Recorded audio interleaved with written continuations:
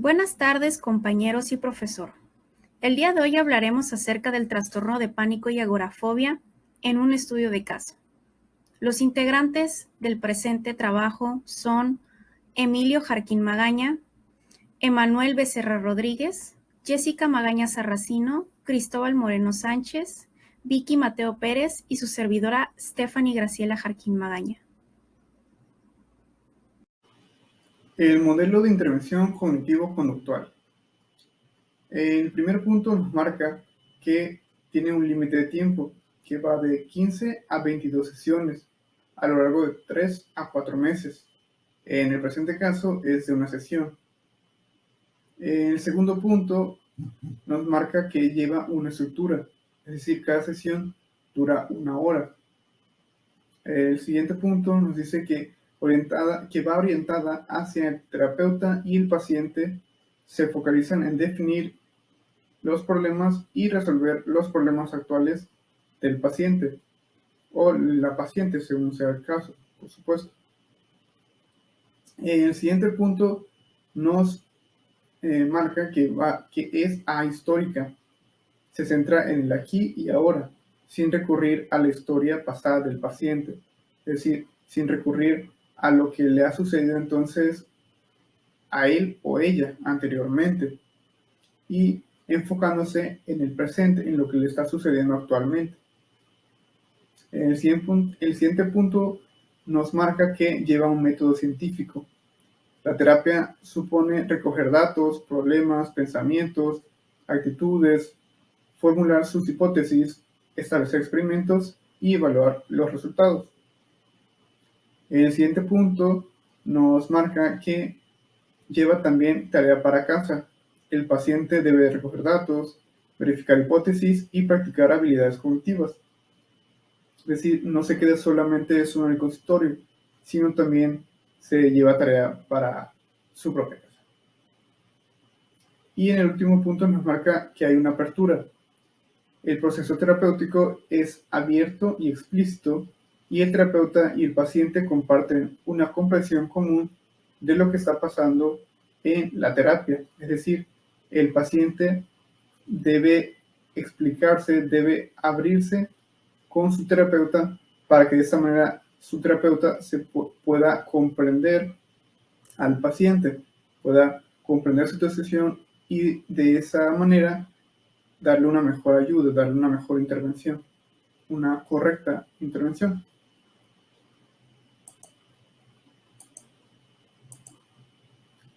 Ahora, en la historia del trastorno de pánico y agorafobia, tenemos que en 1962 el término trastorno de pánico es acuñado por Donald Klein. Después, en 1980, con la publicación del DSM-3, fue que se reconoció al trastorno de pánico, con o sin agorafobia, como un problema de ansiedad distinto. En consecuencia, antes de eso, los métodos de tratamiento psicológico eran relativamente inespecíficos. Y en esa década de 1980 a 1989, entre estos años, tenemos que el interés por la agorafobia disminuyó a partir del desarrollo de tratamientos específicos para el control del pánico. En 1992 fue adoptada esta concepción por la CIE-10, publicada por la OMS, por la Organización Mundial de la Salud. Más adelante, en 1995, el DSM-4 retoma la diferencia entre ambos tipos de presentación clínica de la angustia, junto con la distinción dentro de los trastornos de ansiedad generalizada y de pánico. Y por último tenemos que hasta ahora, en que el rasgo sintomático que Donald Klein destaca en este tipo de episodios es el de la disnea o falta de aire, así como la presencia de terrores nocturnos que solo aparecen asociados con ese tipo de crisis.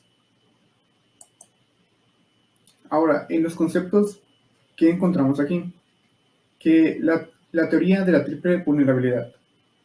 Está primero la vulnerabilidad biológica generalizable, que es heredable, y por consecuentemente Está también, segundo, la vulnerabilidad psicológica generalizada. Por último, en algunos casos, las experiencias tempranas de aprendizaje parecen dirigir la ansiedad hacia áreas particulares de preocupación, es decir, ya por experiencias vividas del paciente. La agorafobia. La agorafobia se refiere a evitar o resistir el temor a situaciones de las que puede ser difícil escapar o en que no se dispone de ayuda en caso de experimentar síntomas similares al pánico u otros síntomas incapacitantes como vómito o pérdida de control de los intestinos, desorientación o la sensación de caer. Es decir, ya se refiere a evitar ese tipo de situación, lo que vendría siendo la agorafobia. También encontramos en el reforzamiento que está el procedimiento mediante el cual la aplicación de un estímulo llamado reforzador hace que aumente la probabilidad de que una conducta se repita en el futuro. También encontramos la tríada cognitiva. La depresión se considera no como un trastorno primario del estado de ánimo, sino como consecuencia de un punto de vista negativo, sesgado sobre el sí mismo, el futuro y el mundo. Y por último, la esfera personal, tenemos aquí que está formada en un grado progresivo de abstracción por el concepto que tenemos de nosotros mismos, nuestros atributos físicos y características personales. Nuestro mundo personal aumenta, además, por lo aportado en la escuela o lo que proviene del grupo social al que pertenecemos o de nuestra nacionalidad, es decir, de nuestro país en el que vivimos. Viene siendo más de adentro hacia afuera, vaya. Lo que vendría siendo la esfera personal. Hola, muy buenas tardes. Yo vengo a hablar un poco sobre el método, este apartado que es muy importante y que se va a adherir a la terapia cognitivo-conductual, básicamente dirigida al trastorno de pánico y la agorafobia. Este tipo de formato se puede realizar de una manera individual o en grupo. Antes de comenzar a destacar o hablar un poco sobre lo que consiste el método, es importante dar unos puntos claves de partida que tienen que ver con el desarrollo del método para el tratamiento psicológico en el trastorno de pánico y agorafobia. En el primer punto tenemos que con la publicación del DSM-3 en 1980 fue que se empieza a reconocer el trastorno de pánico con o sin agorafobia como un problema de ansiedad distinto, ya que hasta ese momento los ataques de pánico se consideraban principalmente como una forma de ansiedad de tipo flotante. Como otro punto importante tenemos que en consecuencia de esta publicación se fueron abriendo paso a nuevos métodos de tratamiento psicológico que eran relativamente inespecíficos, pero se incluía, por ejemplo, la relajación y la reestructuración cognitiva de los eventos estresantes en general. Muchos oponían que se necesitaba de farmacoterapia para el control de este tipo de pánico. Otro punto importante es que en contraste de esto, el tratamiento de la agorafobia fue muy específico a partir del decenio de 1970 a 1979 y este incluía principalmente métodos en base en la exposición al temor objetivo y a la evitación de ciertas situaciones específicas estresoras. No obstante, en la conceptualización o el tratamiento de la agorafobia se dio muy poca consideración a los ataques de pánico. Como último punto, se van a tratar de abordar estos temas con más detalle después de describir la conceptualización que va subyacendo a las aproximaciones cognitivo-conductuales para el tratamiento del pánico y la agorafobia. Ahora sí, entrando en base a lo que era el contenido del apartado, que es la evaluación, aquí vamos a hablar sobre los análisis funcionales conductuales que van dependiendo de los distintos modos de evaluación que se describen a continuación. El primer punto, y muy importante, que es un modo muy general dentro del espacio, son las entrevistas. Este es el primer paso en el establecimiento de las características diagnósticas y nos abre paso al perfil de respuestas sintomáticas y conductuales, esto teniendo en base una entrevista de un buen grado de profundidad. Existen varias entrevistas semiestructuradas y completamente estructuradas. Como segundo modo de evaluación tenemos la evaluación de tipo médica. Esta por lo general es recomendable hacerla antes de asignar el diagnóstico de un trastorno de pánico, porque es necesario descartar varias condiciones médicas como enfermedades tiroideas, como un tipo de intoxicación por cafeína o anfetamina, tal vez algún tipo de abstinencia de drogas, además de ciertas condiciones médicas que pueden exacerbar el trastorno de pánico, aunque es probable que este continúe incluso cuando los síntomas fueron médicamente controlados. Después tenemos como otro modo de evaluación el automonitoreo. Esta es una parte muy importante de la evaluación y el tratamiento del trastorno de pánico y agorafobia. Este es un reporte retrospectivo de episodios de pánico y ansiedad, en especial cuando se hacen condiciones 100% puras de ansiedad. Este puede sobredimensionar las estimaciones como la frecuencia y la intensidad que se tiene en los sucesos de pánico. Se cree también que el automonitoreo continuo viene contribuyendo a una autoconciencia personal que va siendo de una forma más objetiva. Bien, como otro modo de evaluación, nos encontramos con los inventarios estandarizados. Existen varios y estos nos sirven como un autorreporte que nos ofrece esta información útil para la planeación del tratamiento y nos da este marcador sensible en el momento de hacer el cambio terapéutico. Este tipo de inventarios gozan de gran aceptación, como este tipo de medida de rasgos de las creencias amenazantes, por ejemplo, de las sensaciones corporales. Entonces, todos los inventarios estandarizados presentan buenas propiedades psicométricas, por lo que tienden a discriminar en el trastorno de pánico y la agorafobia con estos otros trastornos que existen de ansiedad. Después, como otro modelo, tenemos las pruebas conductuales. Estas son una medida útil al grado de evitación de señales interoceptivas y ciertas situaciones externas específicas. Este tipo de pruebas son de origen conductual, pueden ser estandarizadas y se pueden adaptar de acuerdo al individuo. Estas pruebas estandarizadas es para la ansiedad, más que nada derivada de las sensaciones físicas que involucran ejercicios que pueden inducir síntomas parecidos o similares cuando da este ataque de pánico. Después encontramos a la psicofisiología.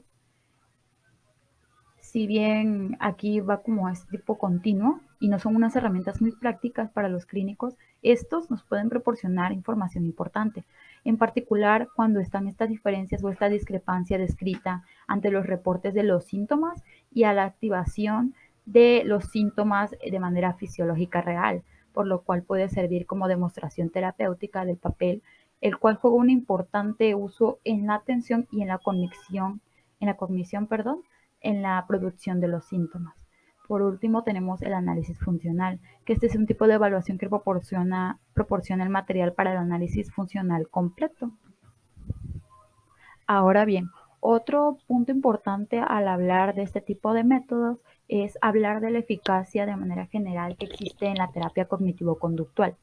Los tratamientos cognitivos conductuales para este tipo de trastorno, que es el de pánico y de la agorafobia, son sumamente efectivos y representan una de las historias de éxito en la psicoterapia.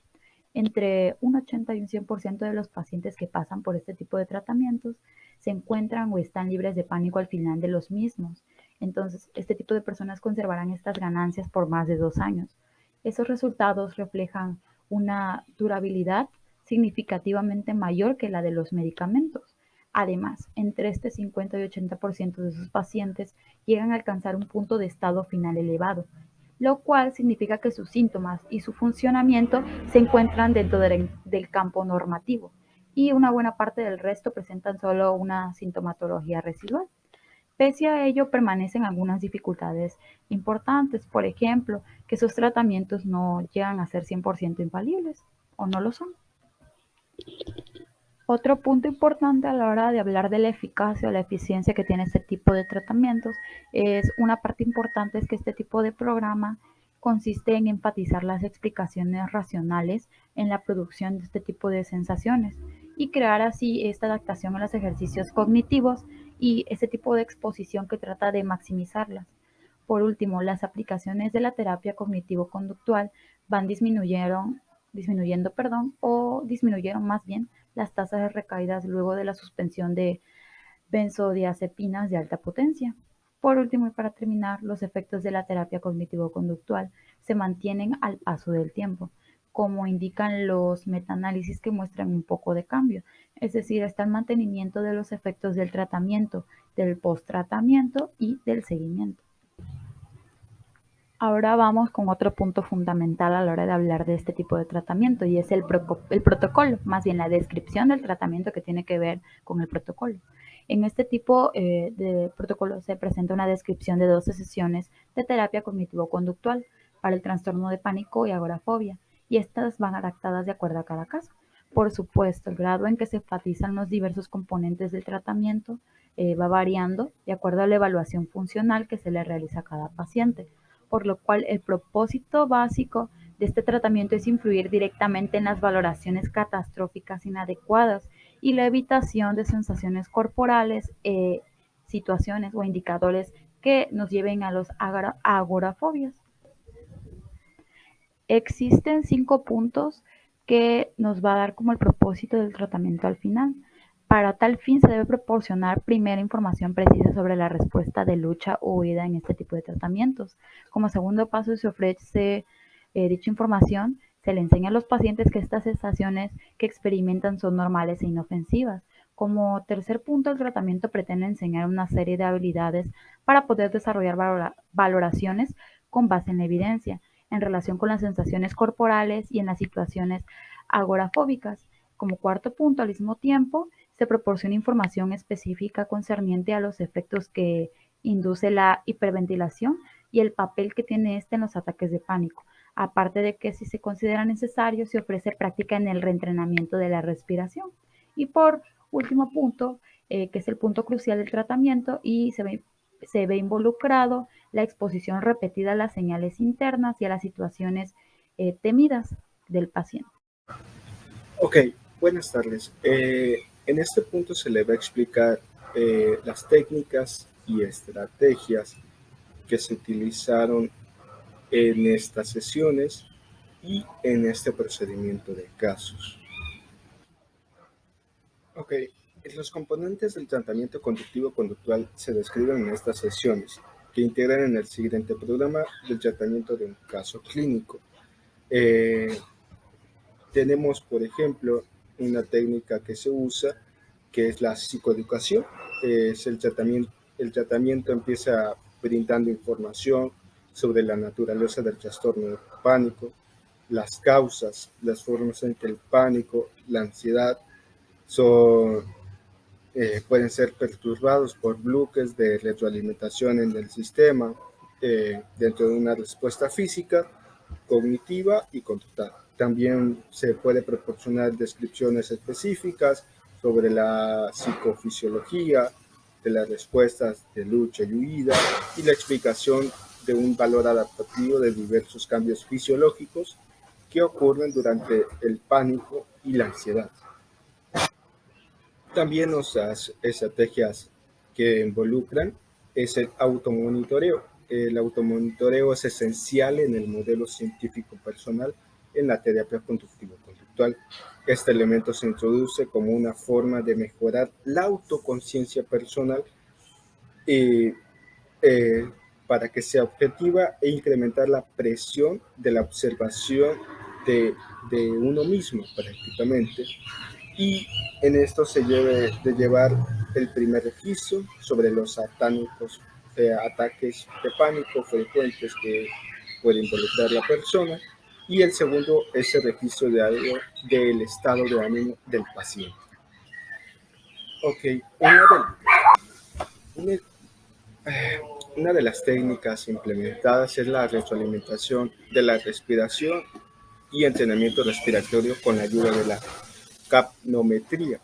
Este tratamiento de respiración es un componente central al inicio de los tratamientos para el desarrollo del control del pánico, porque muchos pacientes afirman que los síntomas vienen por la hiperventilación, son muy similares a un ataque de pánico. Sin embargo, es importante considerar el reporte de la ventilación, por eso se lleva un proceso como un diario para identificar cuáles son los componentes del síntoma. También podemos encontrar Una de las técnicas también es la relajación aplicada.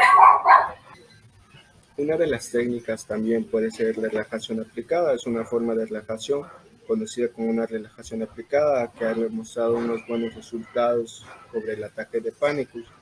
También la reestructuración cognitiva.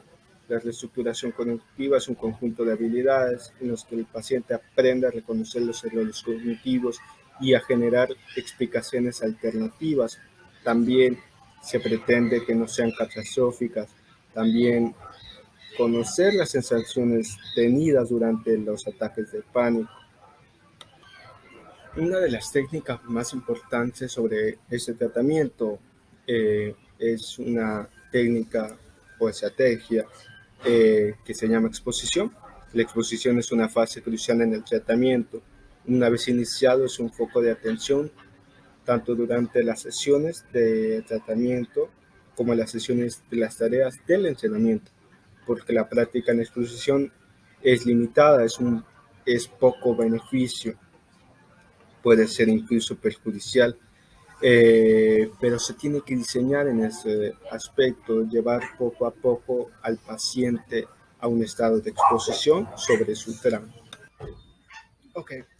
Una de las técnicas también puede ser la exposición en vivo. La exposición en vivo se refiere a la exposición real, repetida y sistemática. En este caso, a situaciones agorafóbicas. Una larga historia de investigación ha demostrado que la eficacia de la exposición de exposición en vivo de la agorafobia con mucha frecuencia ha sido de manera gradual, que avanza situaciones que menos le afectan a las personas y llegar a cabo este tratamiento. Las técnicas pueden ser también la exposición interoceptiva, que es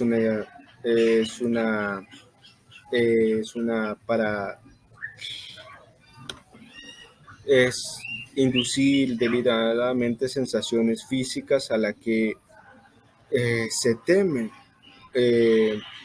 Es prolongada, tiene que llevar un tiempo suficiente a modo de sentir un poco de las sensaciones que sienten ese estado de pánico y llevarlos más o menos gradualmente. Puede ser por menos de 30 segundos, a 1 minuto, a 2 minutos, para que la persona no se sienta mal. Una de las técnicas es la optimización del aprendizaje durante la exposición. La comprensión de los mecanismos de la terapia pueden ser evolutivos con el tiempo. Una de las teorías más influyentes en el pensamiento emocional se enfatiza de la respuesta del temor dentro del ensayo de la exposición como el precursor. Y este fue mi tema. Espero que les haya gustado en estos aspectos y disculpe el ruido. Julie es una mujer de tez blanca de 33 años de edad. Vive con sus hijos y con su esposo Larry desde hace 8 años. Desde hace 3 años ha vivido crónicamente ansiosa y agobiada por el pánico. Cuenta que sus ataques son insoportables y que su frecuencia va en aumento. La primera vez que sintió pánico fue justo hace 3 años, mientras se apresuraba por llegar al lado de su abuela en sus últimos momentos antes de morir. Julie conducía sola en la carretera.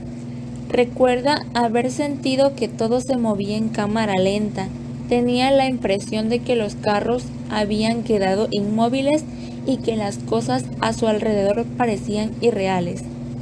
Dice que se sentía sofocada y desconectada. Sin embargo, era muy importante que llegara a su destino, por lo que no se preocupó por lo que sentía. Hasta más tarde, cuando terminó el día, reflexionó en la suerte que había tenido de no sufrir un accidente. Semanas después, experimentó lo mismo cuando conducía por la carretera. solo que en esta ocasión sin tener la presión de llegar con su abuela agonizante. Julie se asustó porque no podía explicarse lo que sentía, así que se acercó a la orilla de la carretera y llamó a su esposo, quien acudió a su encuentro.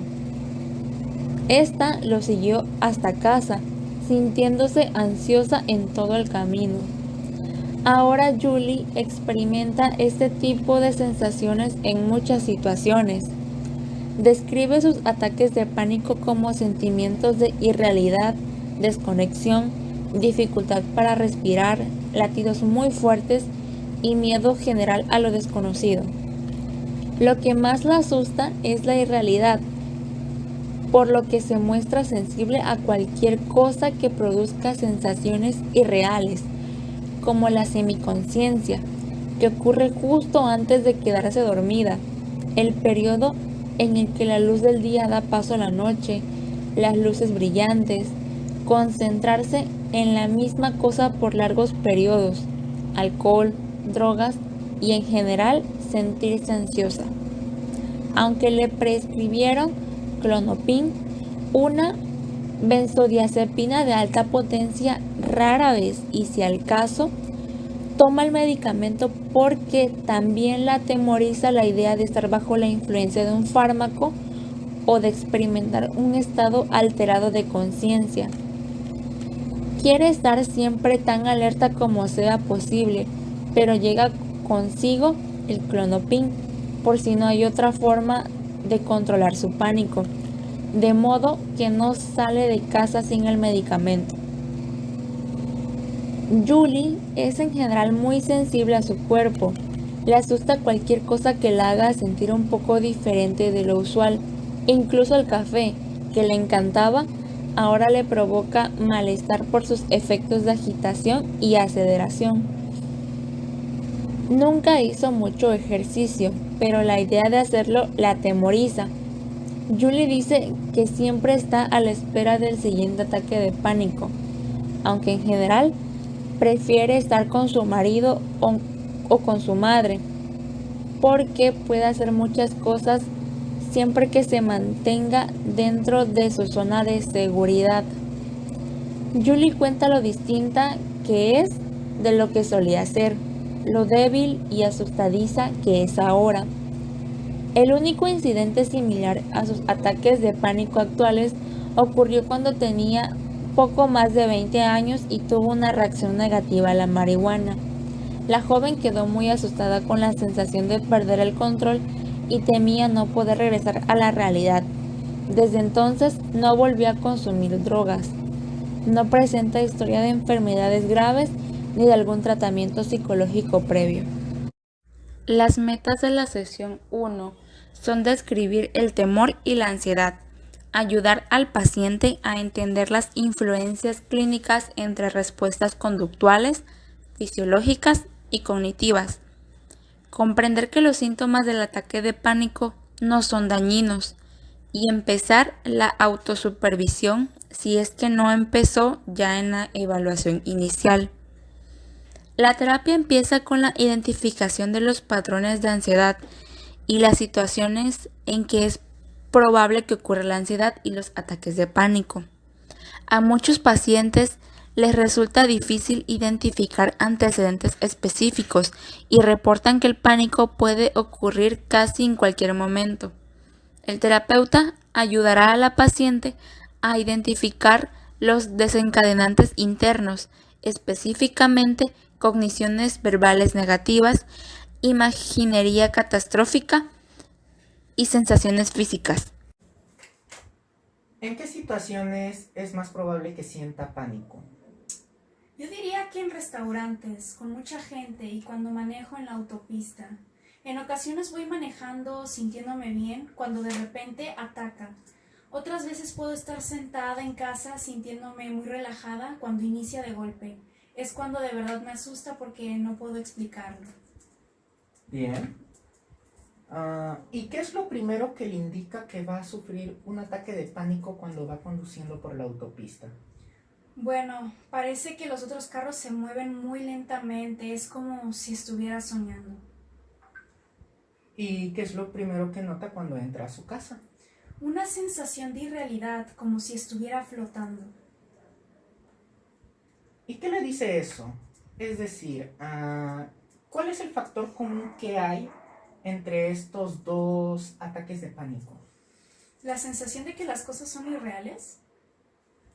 Caracoles. Siempre pensé que mis sensaciones físicas eran el ataque de pánico, pero quizás solo son el inicio del ataque. A continuación, se introdujo el modelo de sistema de 3 respuestas para describir y entender la ansiedad y el pánico. Este modelo contribuye a una autoconciencia personal objetiva, o en otras palabras, a convertirse en un científico personal. Esto proporciona la base de un marco conceptual alternativo para la exploración del pánico y la ansiedad, que reemplace las suposiciones erróneas del paciente. Se pide a los pacientes que describan los aspectos cognitivos, fisiológicos y conductuales de su respuesta, que identifiquen las cosas que sienten, piensan y hacen cuando están ansiosos y asustados. Como se describió antes, se destacan las diferencias entre los perfiles de respuesta de ansiedad y pánico. Después de que captan la idea de 3 respuestas que son parcialmente independientes, se describen las interacciones entre los sistemas de respuesta, pidiendo al paciente que describa los componentes del sistema de 3 respuestas en un ataque de pánico reciente y que identifique cómo interactuaron para producir un malestar exacerbado. Posteriormente, se empezaron a abordar brevemente las razones por las que empezaron los ataques de pánico. Se informa a los pacientes que no es necesario entender las razones por las que empezaron a sentir pánico para beneficiarse del tratamiento, porque los factores involucrados en el inicio no necesariamente son los mismos que los que participan en el mantenimiento del problema. No obstante, se describe el ataque inicial de pánico como una manifestación de ansiedad o estrés. Así, se exploran con el paciente los estresores presentes en el momento del primer ataque de pánico, sobre todo en términos de cómo podrían haber elevado los niveles de actividad física y preparado ciertos esquemas cognitivos cargados de peligro. El terapeuta también describe brevemente la fisiología que subyace a la ansiedad y pánico, también los mitos sobre lo que podría significar las sensaciones físicas. Los principales conceptos que se cubren en esta fase informativa son: 1. El valor de supervivencia o función protectora de ansiedad y pánico. 2. La base fisiológica de las distintas sensaciones experimentadas, así como la función de supervivencia de la fisiología subyacente. Y 3. El papel de ciertos temores específicos aprendidos y cognitivamente mediados hacia algunas sensaciones corporales. ¿Cómo describiría las 3 partes del ataque de pánico que sufrió en su casa la semana pasada? Bueno, físicamente sentía la cabeza muy ligera y mis manos estaban muy húmedas. Pensé que iba a morir o que me disolvería en la nada. Mi conducta fue tumbarme y llamar a mi esposo. Muy bien, es una buena descripción de sus pensamientos, sensaciones físicas y conductas. Veamos ahora la secuencia de eventos. ¿Qué fue lo primero que advirtió? Cuando me paré, empecé a sentir la cabeza muy rara, como si girara por dentro. ¿Y cuál fue la siguiente reacción a esa sensación? Me aferré a la silla, pensé que algo andaba mal, creí que podía empeorar y que tendría un colapso. De modo que empezó con una sensación física y luego interfirieron pensamientos muy específicos, ¿verdad? Así que, ¿qué sucedió después? Platíquenme. Me sentí muy ansiosa. ¿Y después? Bueno, el mareo parecía ir cada vez peor. Me preocupó que fuese diferente de cualquier otra experiencia que hubiera tenido. Estaba convencido de que era el ataque. Muy bien. Entonces, me menciona que se sintió muy ansiosa y que se intensificaron sus sensaciones físicas y mentales. Ok, ¿qué hizo luego? Llamé a mi esposo y me acosté en la cama hasta que llegó. Fue horrible. Ok, ¿puede ver cómo se creó un ciclo en el que una cosa se alimentaba de la otra? O sea, se da cuenta que empezó con una sensación y luego algunos pensamientos ansiosos y después un sentimiento de ansiedad y luego más sensaciones, más pensamientos y más sentimientos, generando miedo constante.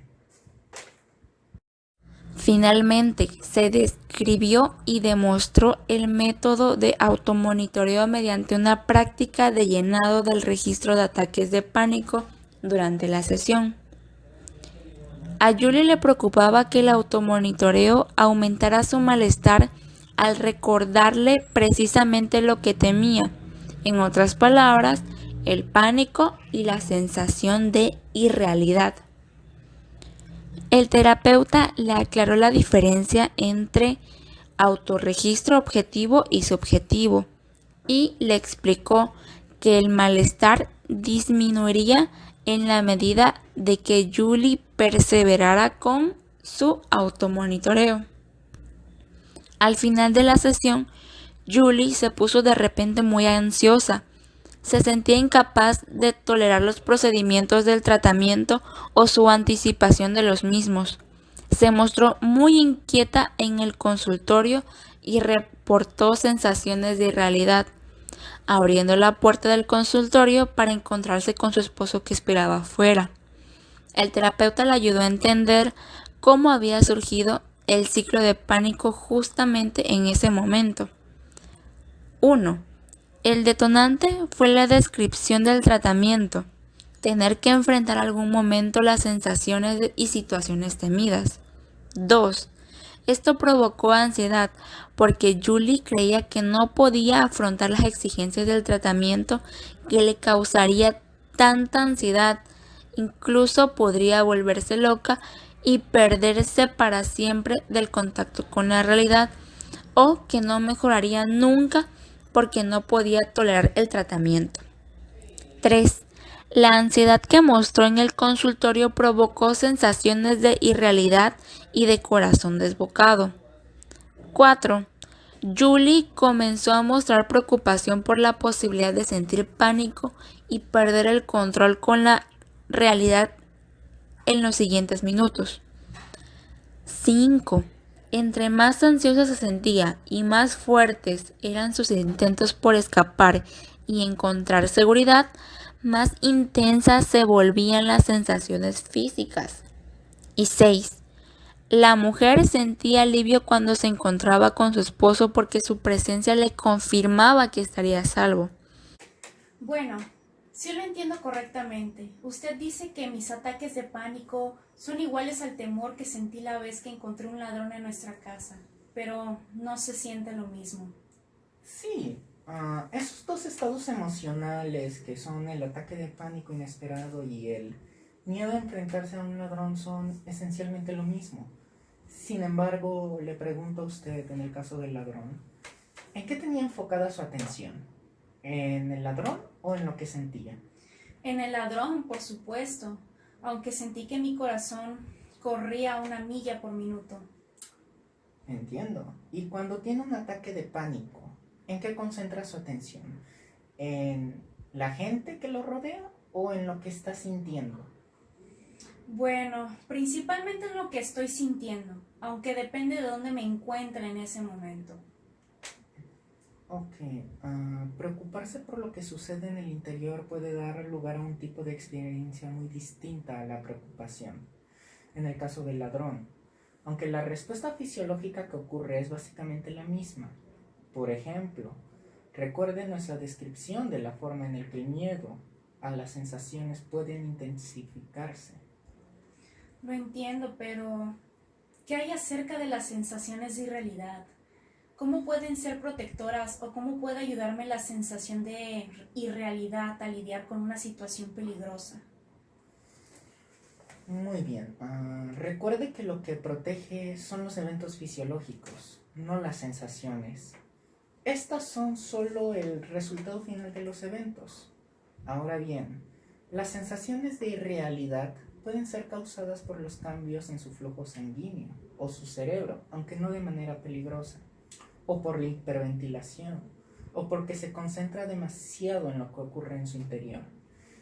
Entonces, la sensación de irrealidad puede no ser protectora, pero sí son los cambios en su flujo sanguíneo y los cambios en su respiración. Entiendo que puedo provocar un ataque de pánico al temer a mis sensaciones físicas, como mi corazón acelerado o la sensación de irrealidad, pero a veces ocurre tan rápido que no tengo tiempo de pensar. Así es. Esas reacciones pueden ocurrir muy rápidamente, a veces incluso de modo automático. Recuerde que estamos preparados para reaccionar de inmediato a las cosas que creemos que son peligrosas. Imagine que camine por un callejón oscuro y atenta a cualquier señal, cualquier sonido o cualquier vista de otra persona. Si caminara después, otro día, por el mismo callejón y estuviera segura de ese pánico, o de que no hay asesinos, o de que no le va a ocurrir nada, tal vez dejaría de escuchar o detectar esas mismas señales que detectó en el primer caso o en el primer día. Ahora traslademos eso al pánico. El asesino en el callejón.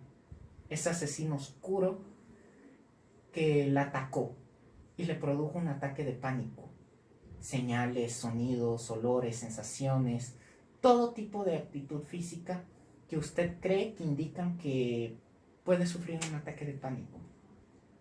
Dada esa sensibilidad de que los síntomas físicos que señalan un ataque de pánico, es probable que usted advierta esos ruidos normales que se encuentran dentro de su cuerpo, que no advertiría de otra forma, y que en ocasiones son esos ruidos de inmediato los que provocan dicho temor. En otras palabras, a menudo puede advertir esas sensaciones porque les presta nada más atención.